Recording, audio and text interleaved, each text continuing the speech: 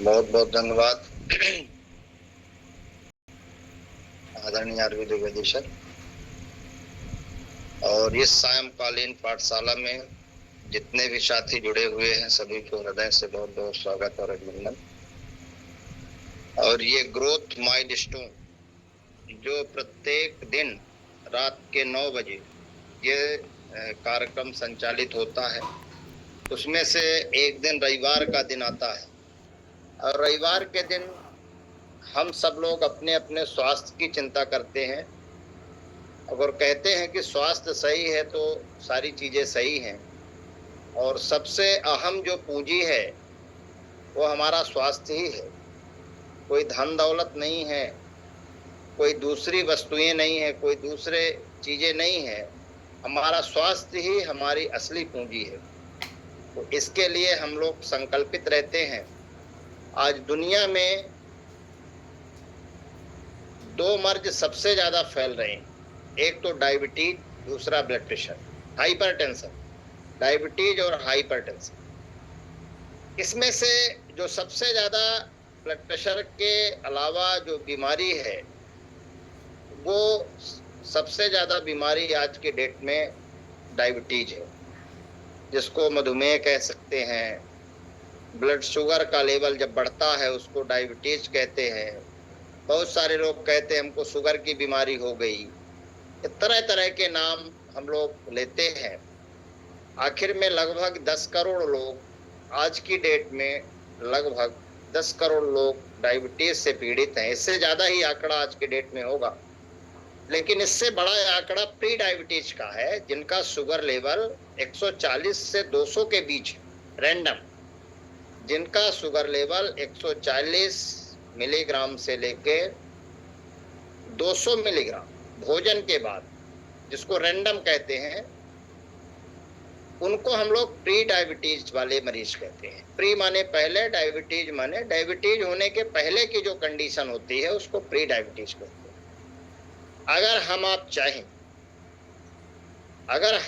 चाहें तो ये लगभग 15 से 20 करोड़ लोग, इनको अगर चाहें तो हम लोग डायबिटीज होने से रोक सकते। हमारे हाथ में, किसके माध्यम से?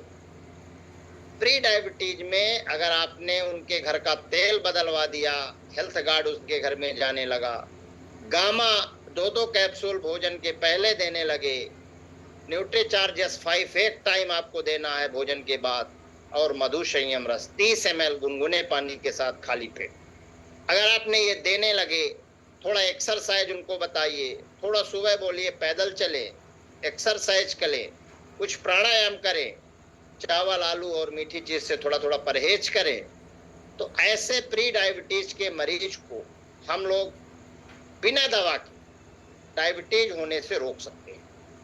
ये फूड सप्लीमेंट है, ये न्यूट्रिशन है। न्यूट्रिशन के माध्यम से उनको भविष्य में उनको डायबिटीज ना हो, ये हमारे हाथ में है और हम लोगों को ये बता सकते हैं। अब प्रश्न उठता है कि डायबिटीज क्या है, शुगर क्या है? तो diabetes, it is characterised by a disease by hyperglycaemia due to deficiency of insulin. अगर हमारे शरीर में इंसुलिन की डेफिशिएंसी हो जाती है, कमी हो जाती है, इंसुलिन की कमी के कारण हमारे ब्लड में शुगर का लेवल बढ़ने लगता है। हमारे ब्लड में शुगर का लेवल बढ़ने लगता है, जिसको कहते हैं हाइपर माने अधिक मात्रा में, ग्लाई माने ग्लूकोज या शुगर, ईमिया माने ब्लड में। इसका पूरा नाम है हाइपरग्लाइसीमिया। इसको 3 भागों में विभाजित करते हैं, हाइपर, ग्लाई और सीमिया। तो हाइपर का मतलब होता है ज्यादा, ग्लाई का मतलब होता है ग्लूकोज, ईमिया का मतलब होता है ब्लड में। ब्लड में ग्लूकोज की मात्रा का बढ़ जाना, ब्लड में ग्लूकोज की मात्रा का बढ़ जाना ड्यू टू, क्यों बढ़ जा रहा है? Due to deficiency of insulin.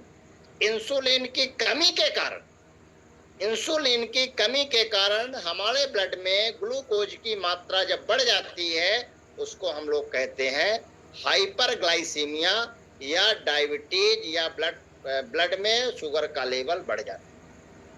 इसको कहते हैं डायबिटीज। अब इंसुलिन का काम क्या है?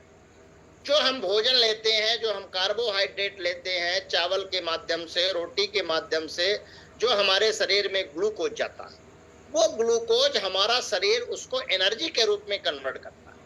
तो हमारे शरीर में एनर्जी के लिए जितना हमको जरूरत था मिल गई, लेकिन जो एनर्जी हमको बचती है, जो एनर्जी हमारे शरीर में बच जाती है भोजन के माध्यम से, वो इंसुलिन उस ग्लूकोज को ग्लाइकोजन के रूप में कन्वर्ट करता है।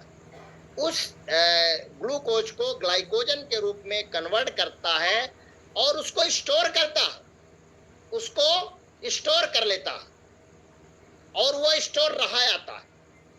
जब हम भोजन नहीं करते या उपवास के दिन या हमारे शरीर में कहीं ग्लूकोज की कमी हो जाए, तो फिर वही स्टोर हुआ ग्लाइकोजन, वही इंसुलिन ग्लाइकोजन को फिर ग्लूकोज में कन्वर्ट करता है, शरीर को एनर्जी देता है।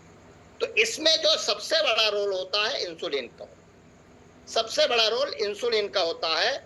अगर इंसुलिन की किसी कारण से कमी है या हमारे बीटा सेल्स इंसुलिन नहीं बना रहे या बन तो रहा है, कहीं ऑब्स्ट्रक्शन हो रहा, रुकावट हो रही है, ब्लड तक वो नहीं पहुंच पा रहा, तो हमारा ये प्रक्रिया है स्टोर करने की, ग्लूकोज को ग्लाइकोजन के रूप में कन्वर्ट करने की और ग्लाइकोजन को ग्लूकोज के रूप में कन्वर्ट करने की प्रक्रिया बाधित होती है, और जिस कारण से हमारे ब्लड में शुगर का लेवल बढ़ जाता है, जिसको कहते हैं हाइपरग्लाइसीमिया।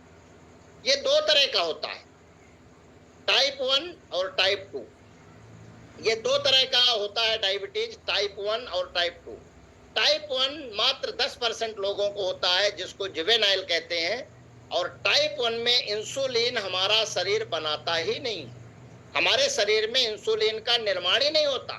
पैनक्रियाज से जो बीटा सेल्स है या तो डिस्ट्रैक्टेड हो जाते हैं, बीटा सेल्स ही नहीं है, खत्म हो गए, या कोई ऐसी बीमारी हो गई इम्यून सिस्टम की जिसके कारण से बीटा सेल खत्म हो गए, और बीटा सेल यदि नहीं होंगे तो इंसुलिन का निर्माण नहीं होगा, और जब इंसुलिन का निर्माण नहीं होगा तो टाइप 1, जिसको कहते हैं insulin dependent diabetes mellitus, insulin IDDM insulin dependent diabetes mellitus, ये जनरली बच्चों में होता है। ये जनरली बच्चों में होता है, ये 10% लोगों में होता है, 10%। और लेकिन 90% जो डायबिटीज वाले मरीज हैं वो टाइप 2 वाले, 90% जो मरीज हैं टाइप 2 वाले हैं, जिसका नाम है non insulin dependent diabetes mellitus. Non insulin dependent मतलब इंसुलिन के ऊपर हमारा शरीर डिपेंड नहीं है। Non insulin dependent diabetes mellitus ये 90% लोगों में होता है, इसको टाइप 2 कहते हैं। ज्यादातर लोग जो युवाओं में होता है, जो यंग एज में हो रहा है, महिलाओं को हो रहा है, पुरुषों को हो रहा है, ओल्ड एज में हो रहा है, ये टाइप 2 वाला होता है। अब इसकी हम थोड़ा विस्तृत चर्चा करेंगे। टाइप 1 क्यों होता है, टाइप 1 की भी हम बात करेंगे। There is destruction of beta cells. अभी हम बात कर रहे थे, अगर बीटा सेल्स डिस्ट्रक्शन हो गया, बीटा सेल्स की कमी हो गई या बीटा सेल्स खत्म हो गए, isolates of Langerhans resulting absolute deficiency of insulin, इसके कारण से हमारे शरीर में इंसुलिन की कमी हो जाएगी। ये हेरिडिटरी होता है, वंशानुगत होता है। अगर माँ बाप में है तो बच्चों में ट्रांसफर हो जाता है। आप लोग देखे होंगे कि अगर किसी के माँ बाप को डायबिटीज है तो बच्चों के भी होने के चांस बढ़ जाते हैं। एक बीमारी होती है, जिस बीमारी का एक वायरस होता है, वो वायरस के इन्फेक्शन के कारण होता है, जिसका नाम है Coxsackie. Autoimmune damage करता है, और ऑटो इम्यून डैमेज के कारण इंसुलिन का निर्माण नहीं हो पाता, और जब बीटा सेल्स खत्म हो जाते हैं तो ये टाइप 1 डायबिटीज बनती है। इसके लक्षण क्या है, कैसे जाने की डायबिटीज है? इसमें 3 मेन रूप से लक्षण होते हैं, polyuria, polydipsia and polyphagia. Polyuria, poly का मतलब होता है अधिक मात्रा में, पॉली का मतलब होता है अधिक मात्रा में, यूरिया मतलब यूरिन का पास होना, बार बार पेशाब लगना, ज्यादा मात्रा में पेशाब अगर निकल रही है, यूरिन ज्यादा हो रहा है, उसको पॉलीयूरिया कहते हैं। हम रात में सोते हैं, रात में 3-4 बार उठना पड़ता है, दिन में कई बार हमको यूरिन जाना पड़ता है, उसको कहते हैं पॉलीयूरिया। कभी कभी और भी पॉलीयूरिया के कारण है, लेकिन एक कारण डायबिटीज भी। पॉलीयूरिया के क्या और क्या कारण है? अगर हम ज्यादा मात्रा में चाय और कॉफी का सेवन करते हैं तो उसका आउटपुट, यूरिन आउटपुट बढ़ जाता है। जनरली ठंडी के सीजन में और बरसात के सीजन में यूरिन का फ्लो ज्यादा बढ़ जाता है। अगर हम कोई लिक्विड चीज ज्यादा पी रहे हैं, जैसे जूस का ज्यादा सेवन कर रहे हैं, दूध का ज्यादा सेवन कर रहे हैं, पानी का ज्यादा सेवन कर रहे हैं, उसमें भी यूरिन की आउटपुट बढ़ जाती है। अगर हमारे ब्लड यूरिन में यूटीआई है, यूरिन ट्रैक्ट इन्फेक्शन है, अगर कोई बैक्टीरिया का इन्फेक्शन है हमारे यूरिन में, उसके कारण भी यूरिन आउटपुट बढ़ जाता है। तो इन सारे कारण से यूरिन का आउटपुट बढ़ता है। लेकिन जब उसकी जांच कराते हैं, यूरिन कल्चर कराते हैं, यूरिन में आप एल्बुमिन और ग्लूकोज की जांच कराते हैं, तो पता चलता है कि यूरिन में एल्बुमिन जा रहा है या शुगर जा रहा है। वो यूरिन में तो बाद में आता है, पहले ब्लड में आता है। पहले ब्लड में आप जांच कराएंगे तो पता चलेगा, इसके बाद यूरिन में आता है। पहले ब्लड की जांच से अपन पता करते हैं कि कैसे उसका। तो ये 3 लक्षण होते हैं, ज्यादा यूरिन का अधिक मात्रा में ज्यादा जाना, या दूसरा कारण होता है ज्यादा भूख लगना और ज्यादा प्यास लगना। ज्यादा यूरिन जाना, ज्यादा भूख लगना, ज्यादा प्यास लगना। अगर मुंह सूख रहा है, प्यास ज्यादा लग रही है, भूख ज्यादा लग रही है, सिर दर्द होने लगता है, खाना नहीं मिलता, कमजोरी लगने लगती है, तो समझिए कि ये डायबिटीज के लक्षण हो सकते हैं। और उसकी फैमिली हिस्ट्री लेना है। फैमिली हिस्ट्री में किसी को डायबिटीज तो नहीं है। इसके बाद ग्लाइकोसूरिया। ग्लाइकोसूरिया का मतलब होता है यूरिन में ग्लूकोज का लेवल बढ़ जाना, जिसको ग्लाइकोसूरिया कहते हैं। Break down of the fat, धीरे धीरे फैट ब्रेक डाउन होता है। डायबिटीज के मरीज का जो फैट होता है, हमारा शरीर ईंधन के रूप में लेता है, फ्यूल के रूप में फैट को लेता है, और जैसे फ्यूल के रूप में फैट को लेता है तो शरीर से फैट कम होने लगता है और व्यक्ति दुबला पतला दिखाई देता है। फ्यूल के रूप में वो फैट ब्रेक डाउन करता है और उस फैट को एसिटाइल को एंजाइम के रूप में कन्वर्ट करता है। उस फैट को एसिटाइल को एंजाइम के रूप में उसको कन्वर्ट करता है। और इसमें केवल टाइप 1 डायबिटीज में उसमें दवा काम नहीं करती, आपको इंसुलिन ही देना पड़ता है। उसका ट्रीटमेंट केवल इंसुलिन है। बहुत सारे लोग हमसे फोन से बात करते हैं कि हमारे बच्चे को डायबिटीज हो गई, जिसकी उम्र 5 साल है, 10 साल है, उसमें आपको बता दे कोई टैबलेट उसमें काम नहीं करती, उसको आप सीधे इंसुलिन थेरेपी दीजिए। और मधु संयम रस अगर 10 साल से कम का है तो 10 ml, इसके ऊपर है तो 15 या 20 ml, और यंग एज में है तो 30 ml गुनगुने पानी के साथ देना है, खाली पेट सुबह और शाम।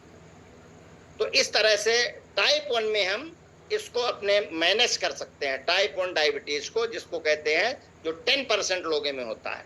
अब टाइप 2 क्या है, जिसको non insulin dependent diabetes mellitus कहते हैं, ये 90% लोगों को होता है। भारत में सबसे ज्यादा टाइप 2 वाले डायबिटीज, ये रिलेटिवली ये फर्स्ट टाइप से ज्यादा होता है। इसमें भी इंसुलिन डेफिशिएंसी होती है, इसमें इंसुलिन की कमी होती है। कमी कैसे होती है? कुछ बीटा सेल्स तो इंसुलिन बना रहे हैं, कुछ नहीं बना रहे हैं। जितना हमको शरीर में इंसुलिन चाहिए वो प्रॉपर मात्रा में नहीं बन रहा। मान लीजिए इंसुलिन तो बन रहा है, लेकिन वो पैनक्रियाज से बाहर नहीं निकल पा रहा, कहीं अवरोध हो रहा है, ऑब्स्ट्रक्शन है, इस कारण से। या कभी कभी excess secretion of the hyperglycaemic, अधिक मात्रा में अगर हाइपरग्लाइसीमिक एजेंट का अधिक मात्रा में सिक्रेशन हो रहा है, उसके कारण भी टाइप 2 डायबिटीज होती है। हमारा जो इंसुलिन रेजिस्टेंट होता है, हमारा जो टारगेट टिश्यू होते हैं, वहां तक हमारा ग्लूकोज नहीं पहुंच पाता, इंसुलिन रेजिस्टेंट हो जाते हैं। वो हमारा ग्लूकोज लीवर में, मसल्स में, एडिपोज टिश्यूज में, वहां तक ग्लूकोज का जो बैरियर का काम करता है, ग्लूकोज पहुंचाने का जो हमारा काम करता है, वो वहां पर प्रॉपर सेल्स वहां तक ग्लूकोज नहीं पहुंचा रहे, वहां पर ताला बंद है, उसके सेल्स में उसका जो रिसेप्टर्स होते हैं वो ब्लॉक होते हैं। तो ये रिसेप्टर खोलने का काम भी हमारा दवाइयां करती हैं, जिसमें टाइप 2 डायबिटीज में हम लोग देते हैं। Ultimately loss of beta sales, अर्थात हमारे शरीर में अगर बीटा सेल्स की कमी है या लॉस हो रहा है, उसके कारण टाइप 2 डायबिटीज होती है। जनरली 35 साल से अधिक उम्र के लोगों में होती है। ओबेसिटी, जिनका वजन ज्यादा है उनको ज्यादा होता है, या इनएक्टिव पर्सन है जो काम धाम नहीं करते, खाते हैं और सोते रहते हैं, उनको ये होने का चांस पड़ता है। जो घर में पड़े रहते हैं, खाना पीना खाते हैं, बढ़िया आराम से दिन रात सोते हैं, ठंडी में भी सोते हैं, बरसात में भी सोते हैं, गर्मी में भी सोते हैं, अगर दिन में सो रहे हैं उनको धीरे धीरे डायबिटीज होने के चांस बढ़ जाते हैं। खाना है और सोना। अगर डायबिटीज हो ही गई, उसके कॉम्प्लिकेशंस क्या होंगे? उसका पहला कॉम्प्लिकेशन होता है डायबिटिक रेटिनोपैथी। हमारे आंखों की रोशनी धीरे धीरे कमजोर हो जाती है, हमारे आंखों में धुंधला दिखाई देने लगता है, हमारे रेटिना के जो सेल्स होते हैं प्रॉपर काम नहीं करते। इसको डायबिटिक रेटिनोपैथी कहते हैं। दूसरा हमारा कॉम्प्लिकेशन होता है डायबिटिक नेफ्रोपैथी। नेफ्रोपैथी मतलब किडनी में असर होने लगता है। जब शुगर का लेवल बहुत दिनों तक बढ़ा रहता है, हमारे शरीर में जो किडनी होती है वो प्रॉपर रूप से उसका फिल्टर नहीं कर पाती। शुगर का लेवल जो हमारे नेफ्रॉन्स होते हैं वो धीरे धीरे डैमेज होने लगते हैं, और क्रिएटिनिन और यूरिया का प्रतिशत हमारे ब्लड में बढ़ने लगता है। जब जांच कराते हैं क्रिएटिनिन और यूरिया का, तो पता चलता है कि क्रिएटिनिन और यूरिया बढ़ रहा है, तो डायबिटिक नेफ्रोपैथी होने लगती है, किडनी की बीमारी पैदा हो जाती है। दवा खाते खाते भी, और डायबिटीज को अगर कंट्रोल में आप नहीं रखते हैं, डायबिटीज में शुगर का लेवल अगर ब्लड में लंबे समय तक बढ़ा रहता है, तो डायबिटिक नेफ्रोपैथी हो सकती है। इसी तरह डायबिटिक न्यूरोपैथी, बहुत सारे मरीज आते हैं, डॉक्टर साहब हमारे हाथ पैर में जलन होती है, झुनझुनाहट होती है, हमारे हाथ काम नहीं करते। डायबिटिक न्यूरोपैथी, धीरे धीरे अंग काम करना बंद हो जाता है, कोई हाथ काम नहीं करता, कोई कमर काम नहीं करता, पूरा शरीर पैरालाइज्ड हो जाता है, जिसको डायबिटिक न्यूरोपैथी कहते हैं। नर्वस सिस्टम धीरे धीरे डैमेज होने लगता है डायबिटीज के कारण। और एक चीज और होता है, डायबिटिक अपसेट्स होने लगता है जिसको कहते हैं कोल्ड अपसेट्स। धीरे धीरे छाले पड़ने लगते हैं। अगर डायबिटीज का लेवल बहुत ज्यादा बढ़ा है, अगर आपने कंट्रोल नहीं किया, तो हमारे पाँव में छाले पड़ जाते हैं। फिर छाले को ग्राफ्टिंग करना पड़ता है, सर्जन से उसका इलाज कराते हैं, एंटीबायोटिक चलती है, ड्रेसिंग चलती है, क्योंकि शुगर के कारण घाव प्रॉपर रूप से भरता नहीं है, जिसको कहते हैं डायबिटिक अल्सर। और कीटो एसिडोसिस, कीटोन फॉर्म्स होने लगते हैं, एसिडिटी बढ़ने लगती है। वो कीटोन्स फॉर्म हमारे ब्लड में तरह तरह की बीमारियां पैदा करने लगते हैं। वो कीटोन्स अगर हमारे हार्ट में जाते हैं, तो हार्ट में हार्ट अटैक जैसी समस्या पैदा कर सकते हैं, हार्ट की बीमारियां पैदा कर सकते हैं, हार्ट में ब्लॉकेज पैदा कर सकते हैं, हार्ट के जो पंपिंग की कैपेसिटी उसको डिस्टर्ब कर सकते हैं। तो ये कीटोएसिडोसिस के कारण होता है। कोरोनरी आर्टरी डिजीज, आज जो हार्ट के लोग, बहुत सारे लोग आ रहे हैं डायबिटीज के कारण, सीएडी कोरोनरी आर्टरी डिजीज, जिसको कहते हैं हार्ट ब्लॉकेज होने लगता है हार्ट की कोरोनरी आर्टरी में, जिसके बाद फिर एंजियोग्राफी कराना पड़ता है, एंजियोप्लास्टी कराना पड़ता है। तो ये डायबिटीज के कुछ कॉम्प्लिकेशंस हैं। और डायबिटिक कार्डियोपैथी की हमने बात की है, मतलब हार्ट की बीमारियां डायबिटीज के कारण हो रही है। साइलेंट अटैक लोगों को मारने लगता है। ट्रीटमेंट क्या है, इसका इलाज क्या है? Diet control. सबसे पहले जिस कारण से बीमारी पैदा हुई उस कारण को ठीक करना है। आपको चावल नहीं खाना है, आपको मीठी चीज नहीं खाना है, आलू की सब्जी नहीं खाना है, जिनका लो ग्लाइसेमिक इंडेक्स है, ऐसी चीजों को खाना है। कौन से आम के फल को खाना है, कौन से संतरे मौसमी क्या खाना है। आप health RCM health app download करिए, उसमें सारी चीज लिखी हुई है। आरसीएम हेल्थ ऐप जो आपका है, प्ले स्टोर में जाके या गूगल में जाके आरसीएम हेल्थ ऐप डाउनलोड करिए।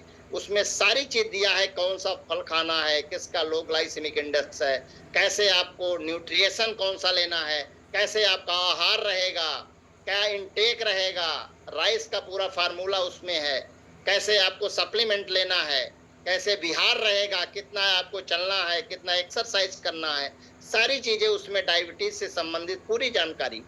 उसको आप लोग एक बार जरूर पढ़ें, और जिनके लोग घर में डायबिटीज के मरीज हैं उनको जरूर पढ़वाएं, और उनके मोबाइल में हेल्थ ऐप डाउनलोड करा दें। वो दिन भर अपनी बीमारी के विषय में देखें, क्या खाना चाहिए, क्या करना चाहिए, वो सारी चीजें उसमें है पूरा। अगर शार्ट में देखना है तो शार्ट में देखिए, अगर उसको विस्तृत करके देखना है तो पूरा विस्तृत उसमें वर्णन दिया गया है एक एक बीमारी का।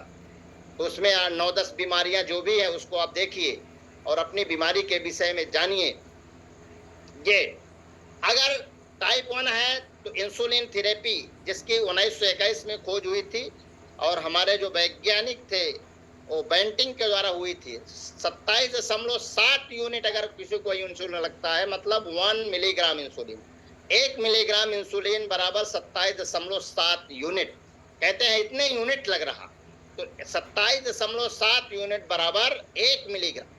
अब जितने यूनिट लग रहा उसके हिसाब से आप मिलीग्राम को कन्वर्ट कर सकते हैं। एडीआर क्या है, इसका साइड इफेक्ट क्या है इंसुलिन का? इंसुलिन का साइड इफेक्ट है हाइपोग्लाइसीमिया।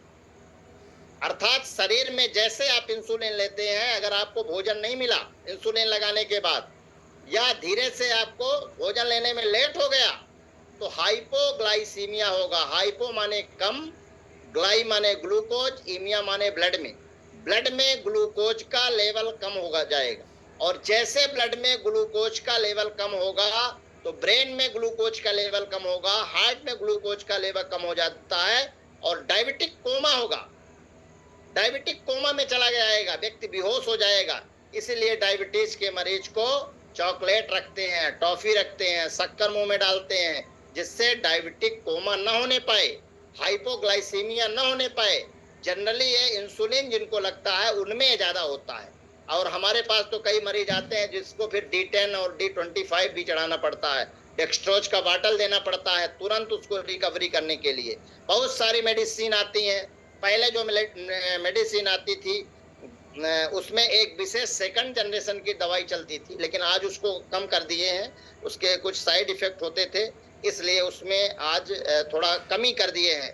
पहले हम लोग देते थे ग्लाइब्लेंक्लामाइड, जिसको डायोनिल, डाइवेटा ऐसे नाम से आती थी। इसका साइड इफेक्ट क्या होता था? ऑब्स्ट्रक्टिव टाइप ऑफ जॉइंटिस, पीलिया हो जाता था, नोजिया मतलब उल्टी करने की इच्छा होती थी, उल्टी होती थी, हेडेक हो सकता था, सिर दर्द होने लगता था। और इस दवाई का साइड इफेक्ट एक था, वेट गेन होता था, वजन बढ़ने लगता था। ये दवाई खाते खाते लोगों का धीरे धीरे वजन बढ़ने लगा। इस दवाई को कम किया गया और सेकंड जनरेशन की इसी में आई मेटफॉर्मिन 500 mg और 1000 mg की आती है। शुरू में 500 mg की हम लोग चलाते हैं। इसमें इसका साइड इफेक्ट क्या है? Muscular pain. अगर कोई मेटफॉर्मिन खा रहा है, आप लोग देखिएगा मसल्स में पेन होने लगता है, दर्द होने लगता है मेटफॉर्मिन खाते खाते। वीकनेस, अंदर से कमजोरी लगती है। Cold feeling and arms and legs, हमारे हाथ और पैर दोनों ठंडे ठंडे रहेंगे। बहुत सारे मरीज हमारे पास आते हैं, डॉक्टर साहब डायबिटीज है, और बताते हैं कि डॉक्टर साहब हमारे हाथ और पैर ठंडे हैं, तो हम समझ जाते हैं मेटफॉर्मिन खाता होगा। डायबिटीज का मरीज है, मेटफॉर्मिन खाता होगा, जिस कारण से इसके हाथ पैर ठंडे हैं। तो घबराने की बात नहीं, अगर मेटफॉर्मिन कोई खा रहा, हाथ पैर ठंडे हैं, तो घबराने की बात नहीं है। It is the side effect of metformin.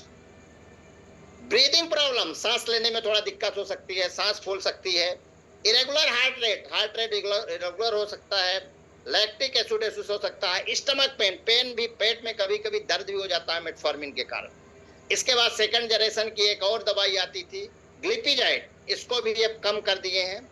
और आजकल ग्लिमेप्राइड चलती है, थर्ड जनरेशन की ग्लिमेप्राइड चलती है, पायोग्लिटाजोन चलती है, सिटाग्लिप्टिन चलती है, लीनाग्लिप्टिन चलती है, एकार्बोस चलती है और बुगलीबोस चलती है। ये थर्ड जनरेशन की दवाइयां हैं।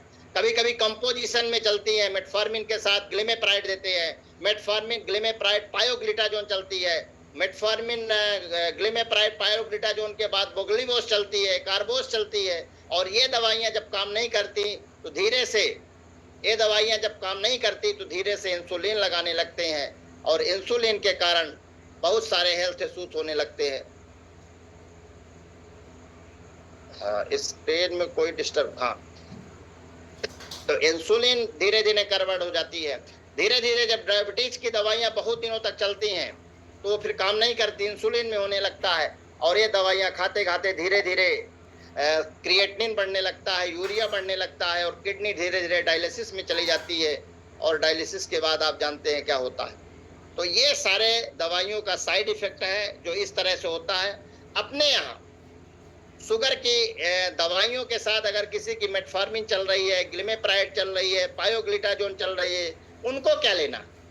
उनको आप 2-2 कैप्सूल गामा ओरिजिनल लीजिए। वो क्या काम करेगी? गामा ओरिजिनल हमारे बीटा सेल्स को एक्टिवेट करेगी। जो बीटा सेल्स इंसुलिन नहीं बना रहे थे, वो बीटा सेल्स सुसुप्तावस्था में चले गए थे, उन बीटा सेल्स को जागृत करने का काम हमारा गामा ओरिजिनल करेगा। उनको जगाएगा, उनको एक्टिवेटर का काम करेगा, उनको एक्टिवेट करेगा। और जब वो एक्टिवेट होंगे, जगेंगे, तो इंसुलिन बनाने लगेंगे। धीरे धीरे इंसुलिन जब बनेगा तो शुगर का लेवल कम होने लगेगा। आपकी मेटफॉर्मिन अगर 1000 mg की चल रही है तो धीरे धीरे 500 mg में आ जाएगी। ग्लिमेब्राइड 2 mg चल रही तो 1 mg में आ जाएगी। सिटाग्लिप्टिन 50 mg की चल रही तो धीरे धीरे 25 mg में आ जाएगी। धीरे धीरे दवाइयों का डोज कम होने लगेगा। जो इसके साइड इफेक्ट है, कॉम्प्लिकेशंस है, धीरे धीरे कम होने लगेंगे। गामा ओरिजिनल आप 2-2 कैप्सूल